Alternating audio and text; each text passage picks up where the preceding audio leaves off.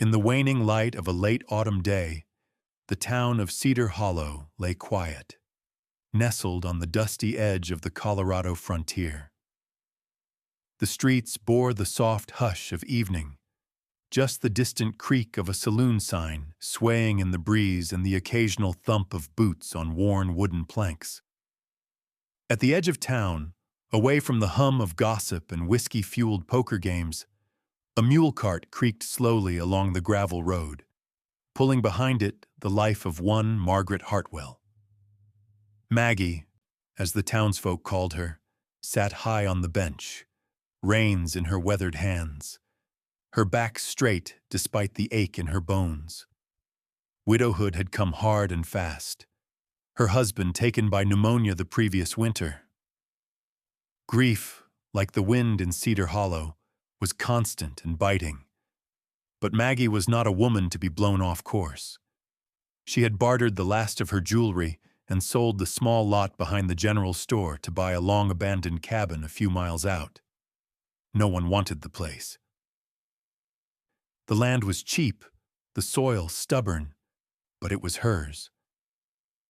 As her cart rounded the final bend, the log house came into view.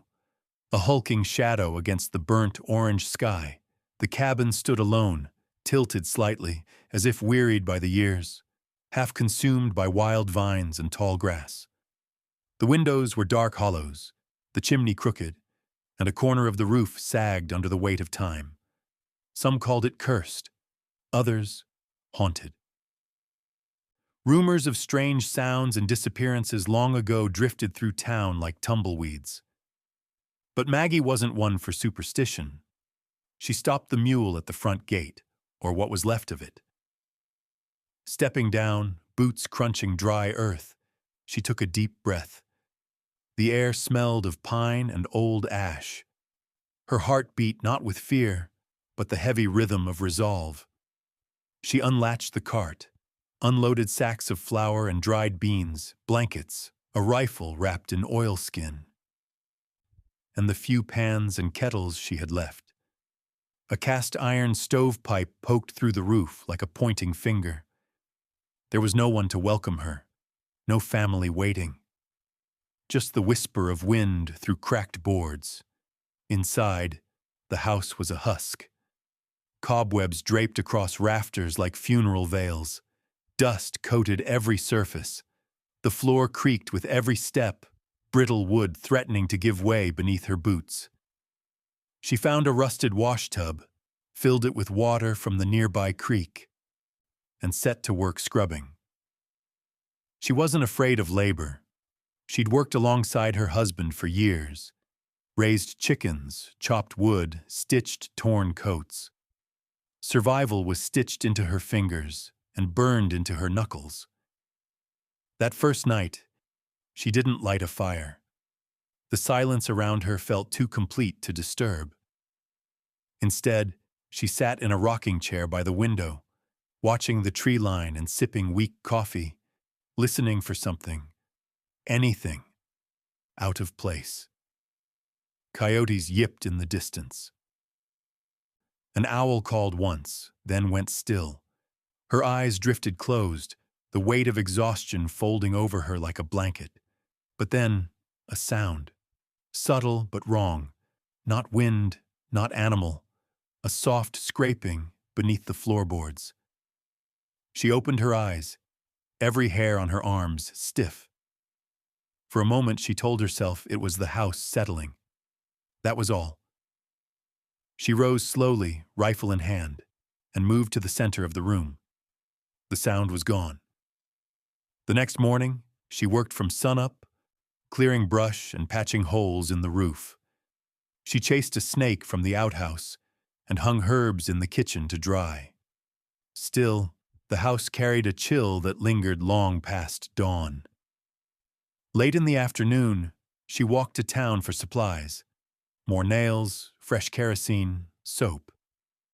At the general store, old Mr. Trumbull raised a brow. "You staying out at the Franklin place?" he asked, squinting through thick glasses. "I am," Maggie replied, wrapping twine around her parcel. He leaned in. lowering his voice. Folks say that land's got blood in it. Back in '62, whole family vanished. No signs. Just empty boots on the porch and a dog half-starved. Some say they walked into the woods and never came out. Others, well, they say worse. Maggie held his gaze. Ghost stories don't plant gardens. He chuckled nervously. Suit yourself. Just mind the floorboards. That night, as the wind howled through the trees, Maggie lay in bed with the rifle across her lap. The moon filtered through broken slats in the shutters, casting thin silver bars across the walls. Sleep came in fits. Every creak, every groan of timber pulled her half awake. Then the sound again. Scraping, this time closer, this time deliberate. She rose, toes touching the cold floor, candle trembling in her hand. Step by step, she followed the noise to the far corner of the cabin where a patch of floor looked darker, more worn. She knelt and tapped the wood. Hollow. A few sharp raps with the broom handle, and the head snapped through. Dust billowed out, choking and dry. Maggie peered into the darkness. A narrow gap, just wide enough to slip through. Her breath caught in her throat. There was something down there. Something waiting. She fetched a lantern and lowered it into the hole by its handle. The flame flickered, casting light on stone walls and the edge of something metal. A shackle. Her blood ran cold.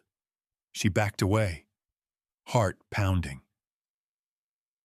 The rumors, the strange noises, the disappearances, they weren't just stories. Someone or something had been hidden here, and Maggie Hartwell, the widow with calloused hands and a haunted past, had just pried open a secret that wouldn't stay buried for long.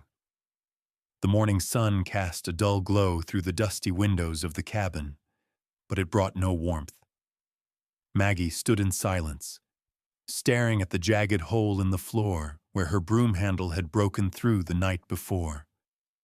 Sleep had abandoned her entirely. The scent of old dirt and rust still lingered in the air.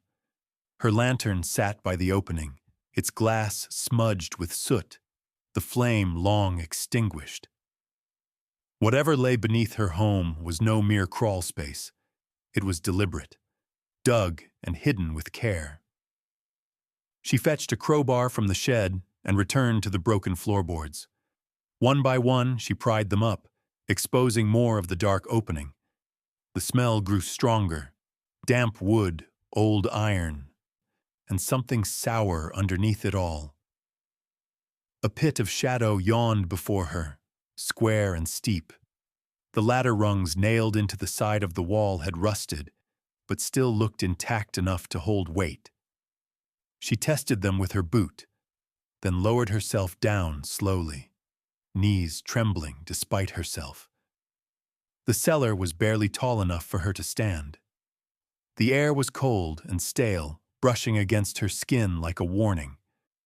She turned the lantern up, casting its glow around the stone and earth. The space was no more than 10 feet across, but carefully constructed. Walls braced with timber beams, floor packed flat. In the far corner, something shifted. Her breath caught. It was a girl. Huddled on the ground, filthy and thin, arms curled tightly around her knees. Her hair hung in tangled clumps around her face, her dress little more than rags. A rusted shackle circled her ankle, the chain buried partly in the dirt wall behind her. She didn't speak, didn't cry. Her eyes, enormous, glassy, and vacant, locked onto Maggie's as if unsure whether she was real. She recoiled slightly when the lantern light touched her, retreating into the corner like a frightened animal. Maggie dropped to one knee, the earth cold and damp beneath her skirt. Her heart hammered, not from fear, but fury, fury at whoever had left a child like this. She said nothing at first. The girl didn't seem ready for words. She simply set the lantern down, slowly unwrapped a cloth bundle from her pocket, and placed a heel of bread and a small tin of water in front of her. The girl didn't move. Minutes passed in a quiet so thick it rang in Maggie's ears. Finally, the girl reached forward with trembling fingers, snatched the bread, and devoured it in jagged bites. Her teeth were yellowed, her lips cracked. She drank the water too quickly, coughing hard as it hit her throat. Maggie stayed still. Once the food was gone, the girl leaned back against the wall and curled into herself again. Her thin arms bore scratches and bruises, some healed, some fresh. Maggie's stomach twisted. This was no accident. Someone had locked this child down here, hidden away like a secret too dark to face. She studied the shackle. Iron, crude, bolted into a metal plate embedded in the wall. She would need tools, heavy ones, to break it. Maggie climbed back up, each step feeling slower than the last. Her mind raced. How long had this girl been down there? Who had chained her? Why? The town's warnings echoed in her memory now with dreadful clarity. Strange noises, people disappearing, boots left on porches. She had dismissed them as folklore, the usual frontier paranoia. But this was something darker, something real. In her shed, she found an old pickaxe, its handle dry and splintered, but its head still solid. She returned to the cellar with rope and blankets, the axe over her shoulder. The girl shrank against the wall when she reappeared. Maggie tried to speak calmly, gesturing toward the chain, then the pickaxe. The girl understood. She lifted her leg, just slightly, exposing the rusted iron loop around her ankle. Maggie struck the bolt hard. Sparks jumped in the dark. A second blow. The girl flinched, covering her ears. On the third strike, the plate cracked from the wall, and the chain fell loose with a sick clang. The girl didn't move at first, just stared at her leg as if unsure it was truly free. Maggie wrapped her in the blanket, lifting her gently. The girl weighed almost nothing, skin and bone and silence. She didn't resist, didn't speak. She only clung to the folds of the blanket, eyes fixed on the world above the cellar for the first time in who knew how long. Outside, the mule cart waited. Maggie laid the girl in the back among the sacks and barrels, covering her from the wind. As she took the reins and headed back toward town, she glanced over her shoulder. The girl had not stopped watching her. No sound came from her lips, not a name, not a word. But her eyes held questions Maggie couldn't yet answer.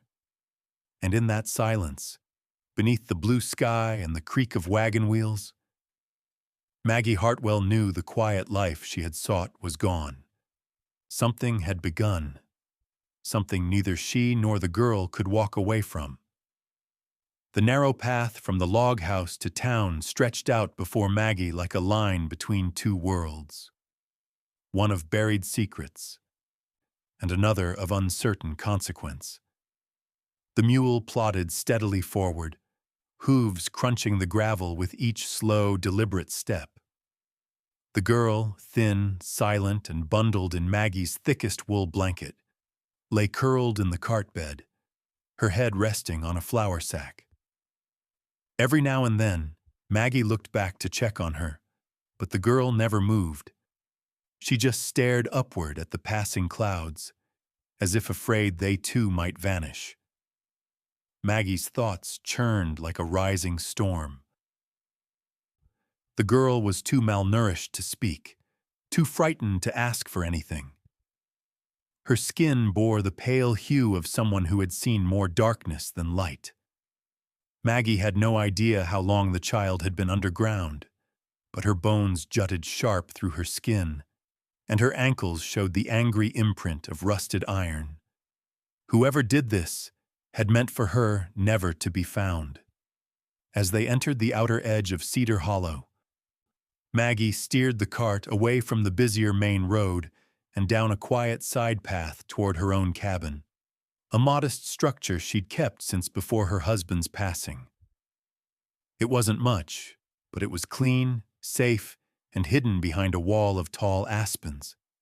She backed the cart up to the porch and gently lifted the girl into her arms.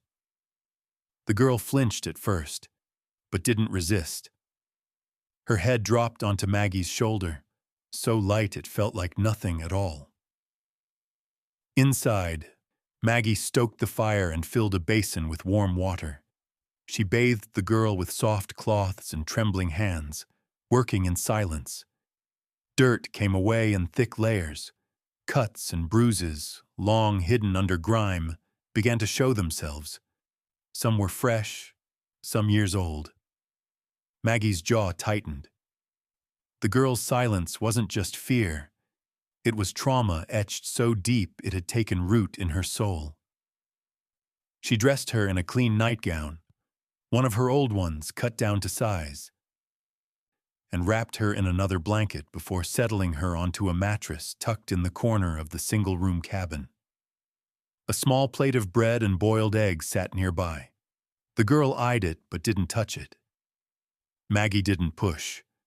Trust, she knew, was not something to be demanded. It had to be earned slowly, like drawing water from a dry well. The following days passed in a quiet rhythm. Maggie moved about the cabin with calm deliberation, tending to her chickens, chopping firewood, mending clothes. The girl never spoke. She slept curled up in the corner, always facing the door. Her eyes followed every movement, but her lips stayed sealed. When Maggie offered food, the girl ate quickly, ravenously, but still never spoke a word. At night, Maggie would sit in her rocker by the fire and speak softly, not to the girl directly, but to the room itself. She told stories of her late husband, George, and the small joys they'd shared. Laughing at a burned stew, dancing under lantern light, building the chicken coop together in the rain. Her voice was calm and steady, never expectant. She didn't ask questions. She only offered memories. She began calling the girl Rosie, not as a name forced upon her, but as a placeholder, something human to hold on to until the girl chose otherwise. "Rosie," she would say gently while leaving bread on the table, "I'm going to fetch water." Or, "Rosie, the sun's warm today. Let's sit outside a while." Sometimes the girl looked away. Other times she blinked slowly, almost like she was trying to remember what such kindness meant. Word began to spread, as it always did in small towns. Whispers floated from the general store to the post office, down the church pews, and across the saloon tables. "They say Maggie Hartwell's taken in some strange girl. No one knows where she came from. Heard she don't speak a word, just stares like she's seen ghosts." Despite the murmurs, no one dared confront Maggie directly. Not yet. She was still the widow of a respected rancher, and though grief had grayed her hair and furrowed her brow, the steel in her eyes remained untouched. One afternoon, as she was chopping kindling out back, she noticed movement behind the curtain. A flicker, then gone.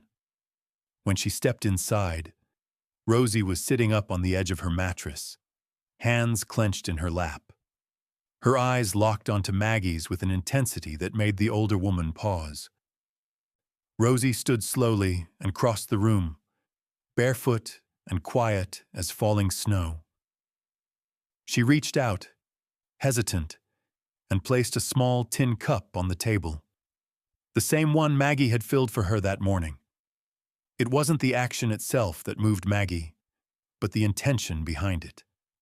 A thank you, unspoken, but clear. Maggie's throat tightened. She nodded once and went about her tasks. She knew then that something had shifted. A door, invisible but real, had begun to open. That night, as the wind howled faintly through the eaves, Rosie slept without curling into herself. She stretched out fully, one hand resting on the blanket's edge. Maggie lay awake, watching the fire dim, her rifle still leaning by the door. She knew enough about the world to understand this peace was only temporary. Whatever or whoever had done this to the girl would not let go so easily. And when they came, and Maggie felt sure they would, she would be ready. She wasn't just protecting a girl anymore. She was protecting something sacred, a chance for redemption, for both of them. Mornings came slowly in Maggie Hartwell's cabin. The fire crackled low in the hearth, barely more than embers, and the light crept through the eastern window in pale slants, glinting off dust motes suspended in the air. Outside, a frost coated the ground, glistening silver over the earth and the wooden fence posts. Inside, all was still. Rosie had begun to rise without being prompted.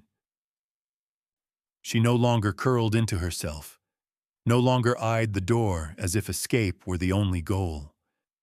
She moved quietly, always barefoot, her small figure wrapped in a wool shawl Maggie had stitched years earlier from leftover fabric. She said nothing, not a word, but she watched. Closely. Maggie had grown used to the silent presence. It was like sharing a home with a wild creature, timid, alert, always testing the boundaries of trust. Maggie never forced her into conversation, never asked her for answers.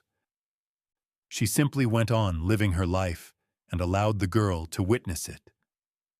The rhythm of the cabin, chores, cooking, tending the garden plot, became the unspoken language between them. As the days turned into weeks, the signs of healing began to show. Rosie started following Maggie from room to room, staying a few paces behind. When Maggie went to feed the chickens, Rosie lingered near the coop. When Maggie chopped kindling, Rosie sat on the porch steps, tracing her fingers through the dust. Her eyes were still wide with wariness, but something softer began to surface beneath them.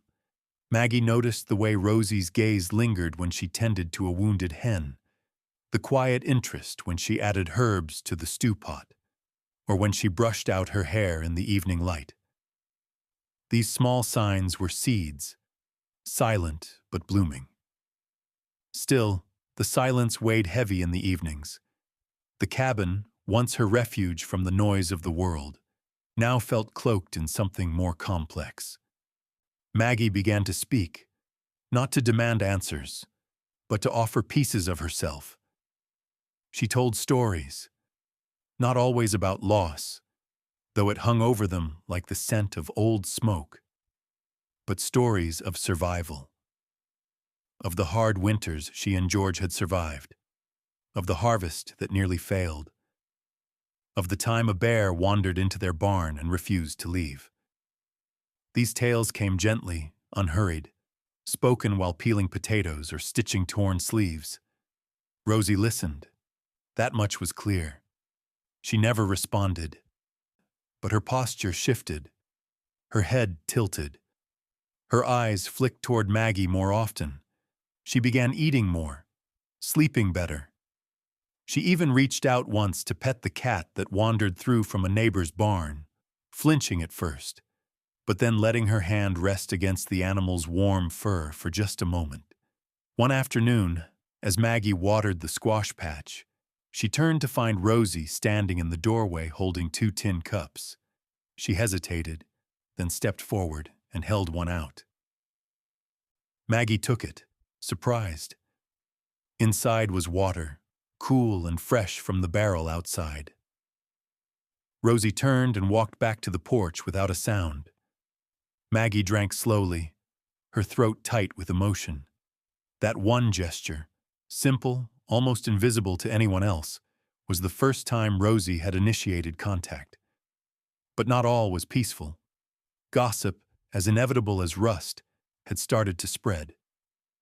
At the general store, eyes lingered longer on Maggie's back. Whispers rose when she walked past the church steps or waited for grain at the mill. People talked of the girl, how she'd come from nowhere, how she hadn't spoken, how her eyes looked wrong. They used words like unnatural, cursed. Maggie paid them no mind, at least outwardly, but she'd seen how quickly towns could turn on things they didn't understand. She kept Rosie close, avoided busy parts of town, and made sure her rifle was always within reach. The girl was not just some secret now. She was something sacred and fragile. Rosie began sleeping in the bed instead of the corner. Maggie gave it up without protest, choosing the rocker by the fire for herself. One evening, when the wind howled fierce outside and the windows trembled in their frames, Rosie rose silently, walked to where Maggie sat bundled in her shawl, and placed a folded quilt over her shoulders. Then she returned to the bed. Maggie didn't speak. She didn't have to. The following day, a group of children passed by the fence as Maggie and Rosie gathered firewood near the edge of the trees. They stopped and pointed. One called out, laughed. Rosie shrank back, dropping the wood. Maggie turned sharply, her expression like steel, and the children scattered. Rosie stood frozen, arms wrapped around herself, staring at the dirt. Maggie placed a hand on her shoulder, firm and steady. Rosie flinched, but didn't pull away. She looked up, and in her eyes was the weight of someone who had spent too long being less than human. Maggie didn't say a word. She just nodded once, as if to tell her, "They don't get to decide who you are."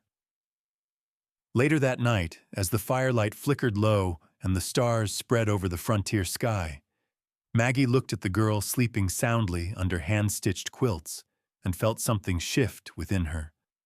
Not quite peace, but purpose. Rosie had a name now, even if it wasn't her true one. A name given with care, to stand in for the pieces too painful to recall. And Maggie had a reason to stay sharp, stay standing even when the weight of the world tried to bend her. They were not blood, but they were bound.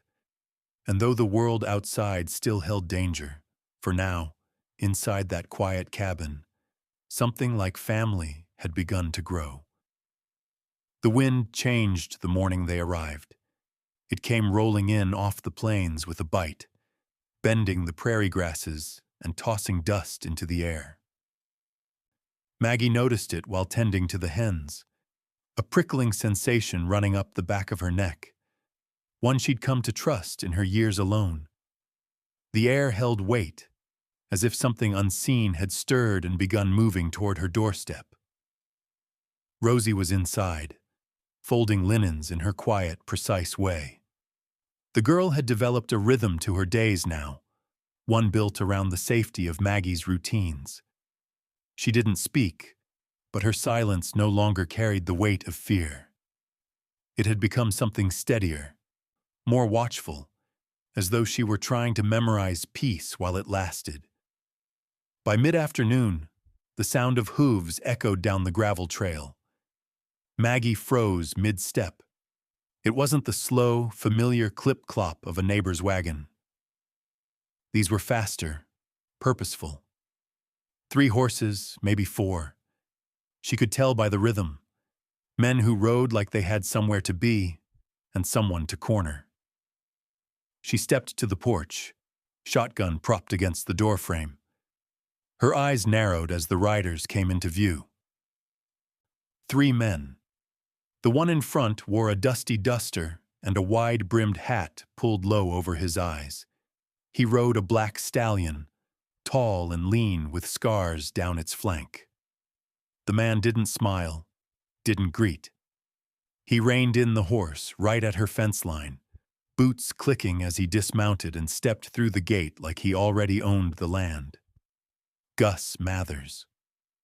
She recognized him from town, a man who dealt in cattle, whiskey, and favors too expensive to repay.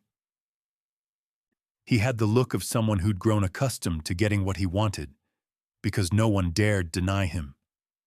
The other two hung back, still mounted. They looked rougher, younger, eyes darting from Maggie to the cabin and back again. Gus stopped a few paces from the porch. His eyes scanned the property with a cold detachment. Chickens, fence posts, firewood stacked by the door. Then his gaze lingered on the curtains drawn tight inside the window. "You've got something that don't belong to you," he said, his voice low and even. Maggie didn't answer. Her hands remained steady on the porch rail, one thumb brushing over a notch worn into the wood. She didn't need to ask who he meant. She already knew. "I'm here for the girl," he continued, stepping forward. "Rosie. She's mine." The word hit like a slap.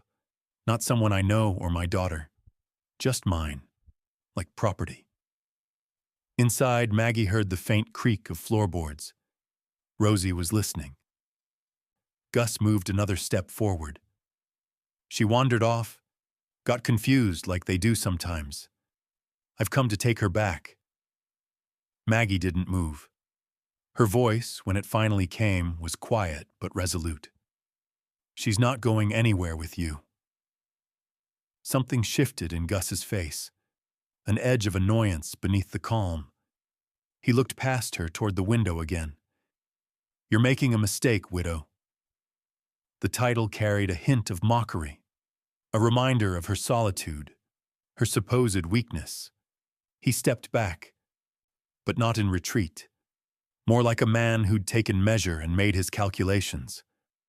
"You'll regret crossing me," he said, then turned and mounted his horse in one smooth motion. The three men rode off without another word, kicking up a cloud of dust that lingered in the air long after they were gone. Maggie watched them disappear over the hill, heart pounding beneath her stillness. She stepped back inside and found Rosie standing in the corner, eyes wide, chest rising and falling with shallow breaths. Her hands were clenched at her sides. She had heard every word. Maggie said nothing. She reached for the shotgun and leaned it against the wall by the door again. Then she moved through the cabin with quiet purpose, checking the windows, bolting shutters, placing the rifle on the mantel above the hearth. The evening passed in a silence neither of them could break, but it was no longer the silence of strangers. Night settled hard and cold, pressing against the walls of the little home. The fire hissed softly. Rosie lay awake in bed, eyes fixed on the ceiling. Maggie sat in her rocker by the door, boots on, shotgun across her lap. She knew the type of man Gus was, knew he wouldn't walk away from something he believed belonged to him. He hadn't come for negotiation. He'd come for control. And when charm and veiled threats didn't work, he'd return with fire. Out in the dark, wolves howled from the foothills. A barn owl called once, then fell silent. Maggie didn't blink. She sat listening to the wind press against the cabin walls, every muscle taut. This wasn't over. And when Gus came back, and she knew he wouldn't be coming alone. But neither would she be facing him alone. Not anymore. The days that followed Gus Mather's visit passed like a kettle left too long on the fire. Quiet at first, but building pressure beneath the surface. The sky remained clear, the chores stayed steady, and no one came up the trail. But Maggie could feel it, a gathering stillness in the trees, the kind that came before the storm broke. She moved through her routine with sharpened focus, chopping wood, checking the hinges on the doors, reinforcing the shutters with extra nails. She rechecked her husband's old rifles, cleaned out the chambers, stacked ammunition in a wooden crate beneath the bed. Maggie wasn't a soldier, But she had lived through hard winters, buried a man she loved, and faced grief without flinching. If it came to a fight, she would not be the one to run. Rosie watched her closely through it all. The girl had grown more alert, her posture less withdrawn, but there was something brittle behind her eyes again. She didn't ask what was happening. She didn't need to. Every clang of a hammer, every board Maggie nailed across a window was a sentence in a story they both understood. One night, not long after sunset, Maggie heard the chickens scatter in a flurry of feathers and squawks. She stepped outside with her lantern and shotgun, sweeping the light across the yard. The coop door had been ripped open, hinges hanging askew. Inside, feathers were scattered in clumps, and 2 hens were missing. No sign of a fox, no prints in the soft dirt, just silence. The next morning, she found her small vegetable patch trampled, rows of sprouting squash and beans flattened beneath boot prints. Not fresh, but not old either. A message, not a theft. Deliberate, intended to unnerve. Then came the note. It was nailed to her front door with a rusty horseshoe spike, a scrap of yellowed paper scratched in bold block letters with the charcoal end of a firebrand. "She's not yours. Last chance." Maggie tore it down with shaking fingers. She burned it in the stove and didn't speak of it to Rosie. But the girl had already seen it. Maggie knew by the way her shoulders tensed as she scrubbed the kettle that night, and by how she slept, curled up again. Just like in the beginning, watching the door, afraid of the dark. By the 3rd night, Maggie had stopped undressing for sleep. She kept her boots on, sat up in her rocker, shotgun across her lap, a lantern burning low. Rosie, too, stayed awake longer now, perched on the edge of the bed, her knees pulled up beneath her nightgown. The fire snapped quietly in the hearth, and outside, the wind rustled the tall grass like whispers slipping through the eaves. At dusk, Maggie hitched the mule and rode into town. She left Rosie with a hunting knife and locked the door behind her. The sheriff, a weathered man named Bill Collar, leaned back in his chair when she entered the station. He listened to her report with furrowed brows, thumbing the brim of his hat with restless fingers. When she described the trespassing, the threats, and the missing livestock, he rubbed his chin and sighed. "You're sure it was Gus?" he asked, though the question felt more like a stall than genuine doubt. "I'm not sure of anything," Maggie replied, "but I know the look of a man who thinks he's owed something." The sheriff nodded slowly, gaze distant. "Gus has pull," he finally muttered. "Money. Friends in the mining office. Town council eats from his palm." Maggie said nothing. She didn't expect protection. She had come for confirmation, for the clarity of knowing she was on her own. The ride home felt longer than it should have. The sky had darkened, stars barely visible through thin clouds. The wind pressed against her back like a warning. She reached the cabin just after nightfall and found Rosie still awake. Knife gripped tightly beneath the covers, eyes wide with recognition. That night, neither of them spoke. They didn't need to. Maggie lit only one lantern and placed it near the window, its faint flicker casting a dull glow out into the open yard, an unspoken signal. "We're still here." Then she took her seat by the door, rifle resting across her knees. Hours passed. The wind died, the silence deepened, and from the tree line just beyond where the lamplight ended, something moved. A shadow, no, several. Figures half hidden in the brush, just watching. They didn't advance. Not yet, but they were there. Men, likely Gus's, testing her nerves, waiting for the right moment to strike. Maggie didn't move. She simply met their gaze with the steel of her own, her silhouette framed in the window like the figurehead of a ship bracing for a storm. She had survived death before. She would do it again. And this time, she was no longer standing for herself alone. The moon did not rise that night. A blanket of cloud hung low over the foothills, snuffing out any natural light and leaving the valley in a silence so deep it felt like breath held too long. Maggie Hartwell sat in her rocking chair, unmoving, rifle across her knees. The only light in the cabin came from the dying embers of the hearth, and a lantern turned low. Rosie lay fully clothed under the quilts, eyes open, listening for sounds she could not name. They both felt it before they heard it. The pressure of danger drawing close, a shift in the air, the smell of smoke. Then came the rustle of movement, low and deliberate, through the grass at the edge of the woods. Maggie rose without a word, crossed to the window, and peered through a sliver in the curtain. Shadows, 4, maybe 5, moving in a wide arc around the cabin. One figure stayed near the front, another looped to the side. They crept with the confidence of men who had done this before, who knew how to make others afraid. But Maggie had known fear before, and it no longer ruled her. She grabbed Rosie's hand and led her toward the back door.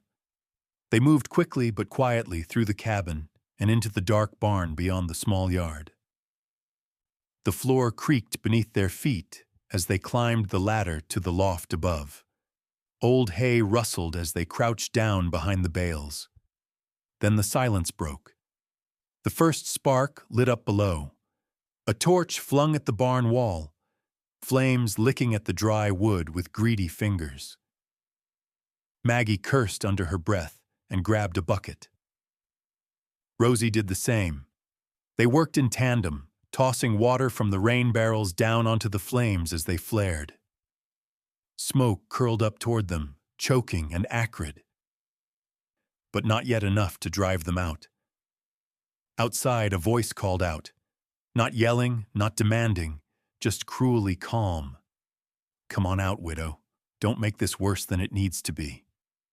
Then laughter, not loud, but confident. Maggie didn't answer. She handed Rosie another bucket, her body moving on instinct. The water hissed and steamed as it hit the flames, buying them moments, nothing more. A gunshot cracked the night. The bullet struck the barn's side beam, splinters flying. Rosie flinched, pressing herself flat against the loft floor. Maggie didn't duck. She raised the rifle and leaned just enough out the loft window to spot movement below. A figure with a bandana over his mouth, standing too close to the open flames. She squeezed the trigger. The rifle cracked like thunder. The shot missed flesh but struck the man's hat clean off his head, sending it spinning into the dirt. He shouted and stumbled back, panicked by the near miss. The effect was immediate. The group hesitated. Their confidence rattled. These men had come expecting an easy job, a frightened woman, a girl who couldn't speak. They hadn't come ready for resistance. Certainly not from a widow with a rifle who shot like she meant it. Maggie used that pause. She and Rosie dumped more water onto the growing blaze, slowing the fire's hunger. Flames still crawled along the lower wall, but they weren't spreading fast enough yet. Then came the crash. The barn door burst inward. A boot kicked it wide open, and Gus Mathers stepped through the smoke like a man arriving for dinner. His coat was open, gun drawn, face lit by firelight. He saw Rosie first, huddled near the hayloft edge. His face twisted into something between anger and triumph. He raised his gun and stepped forward, grabbing for her wrist. But Rosie moved, not back, not away, but forward with a sudden, fierce energy. Her voice, unused for weeks, tore through the air like a lightning bolt. "No!" It came raw and wild. A word filled with every ounce of fear and fury she'd swallowed since she was chained in that cellar. Gus froze. The sound of it stunned him, stunned them all. Even Maggie hesitated, and in that single breath of stillness, Maggie struck. She lunged forward and slammed the butt of a pitchfork handle into Gus's chest. He staggered, wind knocked out of him, arms flailing. Rosie, shaking but determined, grabbed the nearest tool she could find, a shovel, and swung it at one of the other men coming in behind Gus. The metal edge struck the man's shoulder. He cried out and fell back, clutching his arm. Gunfire cracked again outside. Not at them this time, but from the hill behind the barn. A voice shouted through the smoke. "Sheriff, drop your weapons!" Maggie didn't wait to see who obeyed. She grabbed Rosie's hand again and pulled her down the ladder, heart thundering. Outside, lanterns flashed through the dark as the sheriff's posse surged forward, neighbors and deputies armed and ready. One of them had seen the smoke, ridden hard to town, and brought help. Gus tried to run. Maggie saw it as she stepped outside, smoke curling around her boots, but it was too late. The sheriff's men surrounded him, guns raised, voices sharp. The siege was over, but the story was not. Smoke clung to the air like an unwanted memory, thick and bitter. The barn still hissed as water was thrown over the scorched wall, steam rising into the night. The fire hadn't taken everything, thanks to Maggie and Rosie's efforts, but it had left its mark. Ash blackened the ground, and soot smeared across Maggie's sleeves. She stood in the cold dawn light, lungs burning from the smoke, arms trembling from the adrenaline that hadn't yet worn off. The sheriff and his posse moved quickly. Gus Mathers, red-faced and cursing, had been wrestled to the ground by two of the younger deputies. His wrists were now bound with rope, dirt ground into the knees of his coat. The other men, including the one Rosie had struck with the shovel, were disarmed and corralled near the fence. A few townsfolk had joined the sheriff, neighbors who had seen the glow of fire in the dark and saddled up without waiting to be asked. Maggie didn't speak. She was too tired to form words. Her hands were still clenched around the handle of her pitchfork, and her jaw ached from being locked tight. But her eyes never left Rosie. The girl stood just a few feet away, barefoot in the trampled hay, streaks of ash across her cheeks. She looked younger somehow, but also taller, changed.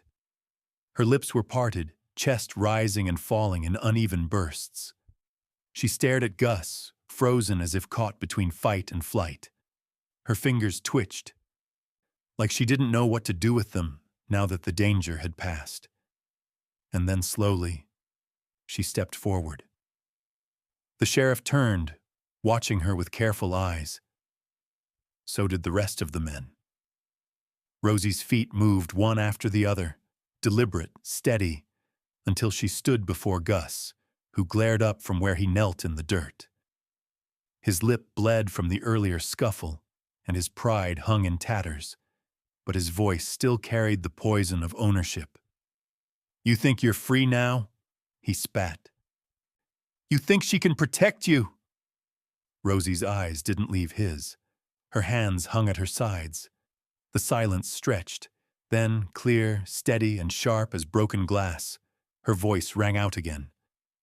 "My name is not yours." The words came with effort, as if pulled from the deepest part of her. Her throat cracked halfway through, and her voice trembled, but it held. The raw strength of it left the crowd stunned. Maggie felt her knees weaken, her chest tighten. That voice, it wasn't just sound. It was defiance. It was the shattering of chains no one could see. Rosie took another step forward, looked down at Gus, and spoke again, quieter this time, but every syllable burned. You can't take me back. Not ever. The men around them didn't move. The weight of her words settled like a hammer blow. Gus didn't respond. He'd lost whatever hold he thought he had. Not just physically, completely. Maggie stepped beside Rosie, not to shield her, but to stand with her, shoulder to shoulder. The girl had spoken. The silence that once haunted the cabin now broke like dawn breaking over the mountains. The sheriff nodded once. No smile, no sentiment. Just a small, respectful dip of his head. He turned to his deputies. Take 'em in. Kidnapping, arson, assault. That'll be enough to hold 'em plenty long. Ropes were tied tighter. Horses were saddled. The gang was led away into the fading dark. Their silhouettes disappeared beyond the bend in the road, swallowed by pine and dust. Back at the cabin, Maggie and Rosie didn't speak. Words would come later. For now, there was only breath, slow, steady breath, and the comfort of knowing they had made it through the night. The next morning, Maggie stirred the fire and cooked a quiet breakfast. Rosie sat at the table, cradling a mug of warm tea between her palms. The lines in her face seemed softer now, though her eyes remained alert. She didn't flinch anymore when someone approached. She didn't curl away from shadows. She simply watched Maggie work, and when she caught Maggie's eyes, she didn't look away. After the plates were cleared, Maggie stepped outside to sweep the porch. The sun had risen fully now, casting long gold lines across the grass and trees. Rosie joined her, holding a small cloth and wiping down the soot-stained railing. I had a name, Rosie said suddenly, her voice barely above a whisper. Maggie paused, listening. But I want to keep Rosie, she continued, louder this time, like she needed to say it with certainty. Rosie is new. Maggie gave her a nod. A soft smile touched her lips, but she said nothing. The girl didn't need approval, just the space to claim herself. From the hilltop, the sheriff rode past, tipped his hat in their direction. His voice drifted down with the wind. Takes more than a badge to stand up to men like that. You've got grit, Maggie. She nodded once, then returned her gaze to the land. Rosie stood beside her, the wind lifting her hair. Together, they looked out at the world ahead, uncertain, perhaps, but finally theirs to choose. The sun rose brighter the morning after Gus Mathers was taken away. There was no more smoke in the sky, no threats behind the trees, no shadows circling the cabin in the dark. But the tension hadn't vanished completely. Peace, Maggie knew, didn't arrive all at once. It came slowly, like the first sprouts after a frost, needing time to grow roots. Rosie sat on the porch, wrapped in her quilt, watching the trail as if expecting something, or someone. Maggie moved quietly behind her, mending the barn door with fresh planks, cleaning soot from the windows, scraping blackened patches from the outside walls. The fire damage hadn't reached deep, but its memory clung to everything. The smell, the scorched hay, the black streaks in the wood. She didn't scrub it away completely. Some marks, she thought, were worth keeping. By noon, the sound of hooves reached them again, but this time it wasn't panic that rose. It was something steadier. Sheriff Bill Collar returned with 2 men from the marshal's office. They rode tall in their saddles, dust trailing behind them, the silver badges on their coats glinting beneath the cloudless sky. Maggie met them near the gate, wiping her hands on her apron. Rosie stood but didn't retreat. She stayed close behind, quiet but no longer hiding. The sheriff dismounted first. He didn't wear the same weight in his eyes that he had the night of the fire. There was relief there now, and something like admiration. Thought you'd like to know, he said plainly. They've been booked in Denver. Gus and the others. He handed Maggie a paper. Official. Stamped and signed. Kidnapping, arson, assault. That'll hold 'em. And when the girl's ready... He paused, glancing at Rosie. They'll have her testimony if she wants to give it.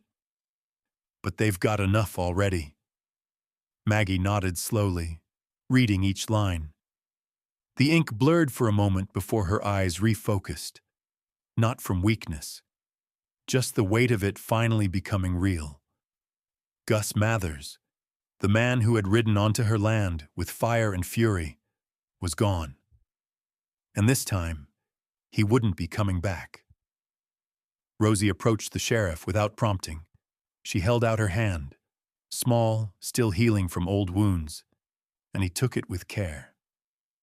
No words passed between them, but her eyes held steady, no longer wide with fear. After the men rode off, Maggie and Rosie returned to the quiet of their rebuilt home. They didn't celebrate. There was no great joy in justice, but there was peace. And for the first time, Maggie allowed herself to breathe without bracing for danger. The following days brought change, not in grand gestures, but in the subtle rhythm of life finding its place again. Maggie rebuilt the chicken coop from scratch, stronger and taller than before.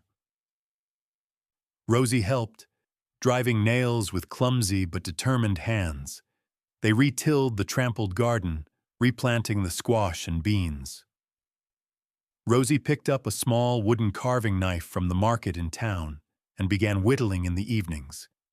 Shapes of horses, birds, flowers. Quiet, focused work that soothed her hands and stilled her thoughts. The townsfolk began to shift too. The rumors that once whispered against Maggie's door faded, replaced by respectful distance. Some brought supplies, extra nails, a bushel of apples, even a few chicks to replace the lost hens. They didn't speak much, but the offerings said what needed saying. And slowly, Rosie began to speak again. Not often, and never loudly, but in her own time. Her voice came in pieces, like puzzle fragments searching for their place. She told Maggie her real name late one evening, just before sleep, a name full of old pain and memory. But she asked if she could still be Rosie. Maggie had smiled, nodded, and whispered, "It's yours now." There was a freedom in names when chosen, not given. One morning, Rosie accompanied Maggie to town for the first time since the siege. Heads turned, doors opened, but no one interfered. Maggie stood tall, Rosie beside her, their steps in quiet unison. At the general store, Mr. Trumbull offered a wrapped bundle of fresh cornbread, no charge. At the blacksmith's, Rosie watched sparks fly with wide eyes and whispered questions Maggie never thought she'd hear. That night, as stars blanketed the sky and the wind rustled the trees, they sat by the fire. Maggie in her rocker, Rosie curled beside her on the floor. The warmth between them was no longer just from the hearth. It came from something stronger, a bond forged not by blood, but by shared survival. Maggie thought of all that had passed, the cellar, the chain, the silence, the fire, the voice that had finally broken through. And now, justice. Not perfect justice. Not enough to erase the pain Rosie had endured. But enough to stop it from happening again. Enough to say, "You were seen, and you were heard." Rosie rested her head against Maggie's knee and exhaled softly, eyes drifting closed. Maggie reached down, brushing a hand through her hair. She didn't need words to say what she felt. Rosie was safe now, and this time, no one was taking her back. Spring came late that year, but when it did, it brought color back to the land. The snow on the mountain peaks melted slowly, feeding the streams that wound through the hills, bringing life back to the soil. Wildflowers bloomed along the edges of the trails, soft bursts of yellow, blue, and purple dancing in the breeze. The air smelled of fresh earth, of pine and warming wood. And at the edge of the frontier, just beyond Cedar Hollow, a small homestead stood in quiet defiance of the past. The log house that had once leaned with age now stood tall and true, its roof repaired, its walls cleaned of soot and smoke. New shutters framed the windows, and a wind chime made of bent spoons and scrap iron hung on the front porch, singing in the morning light. Maggie Hartwell had rebuilt it board by board, but she hadn't done it alone. Rosie worked beside her, every step of the way. The girl had grown stronger, arms less thin, eyes more alert. She still carried silence with her, but it no longer weighed her down. It moved through her like shadow through trees, present, but no longer dominant. Her voice came more easily now, not often, but always when it mattered. She asked questions about planting, about weather, about the names of birds. She helped Maggie mend fences, scatter seed, and haul firewood. She even laughed sometimes, light, sudden, and quiet, as though testing the shape of the sound in her own mouth. The cellar, once a prison, had been transformed. Maggie had swept out every corner, scrubbed the walls with vinegar and ash soap, and laid new shelves along the sides. They filled it with preserved jars, pickled carrots, dried beans, smoked meat, wild berry jam. Firewood was stacked neatly in the corner, ready for the cold months. Rosie insisted on helping organize it, her hands moving confidently now, without hesitation. It became a place of storage, of preparation, of safety. Never again a cage. Around the property, signs of renewal bloomed in quiet abundance. The garden, once trampled by boots, was now a patchwork of greens and yellows, growing beneath Rosie's careful watch.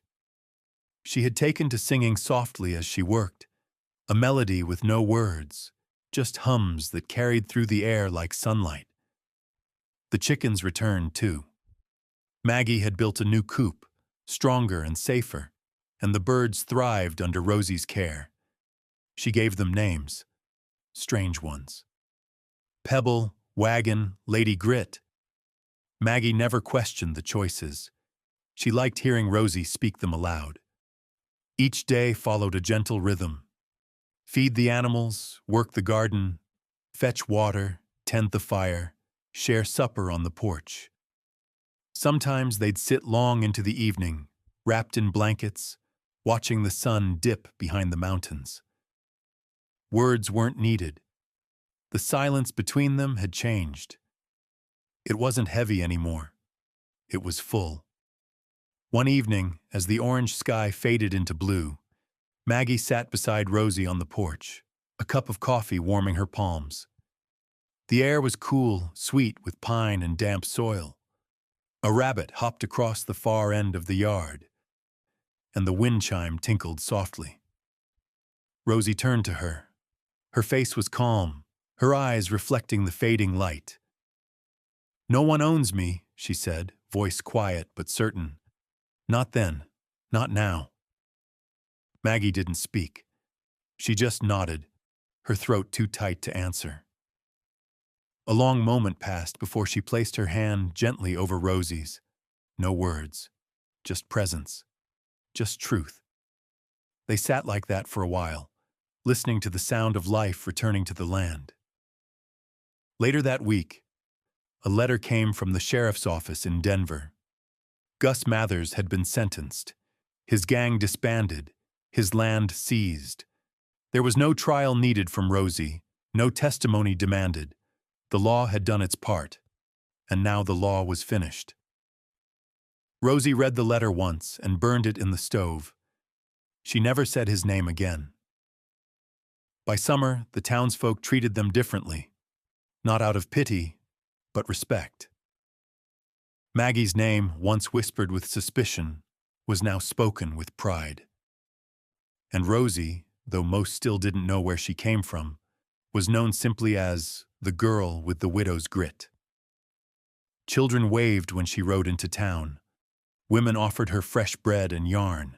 Men tipped their hats without question. She belonged, not because of what had happened, but because of who she had become. On the longest day of summer, Maggie and Rosie sat beneath the shade of the porch, sipping lemonade, watching the clouds drift.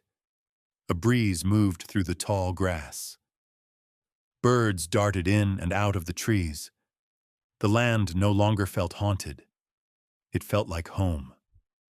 The fear that had once lived in the walls was gone, replaced by laughter, work, and the quiet resilience of two souls who had chosen each other over abandonment. The world was still rough, still wild.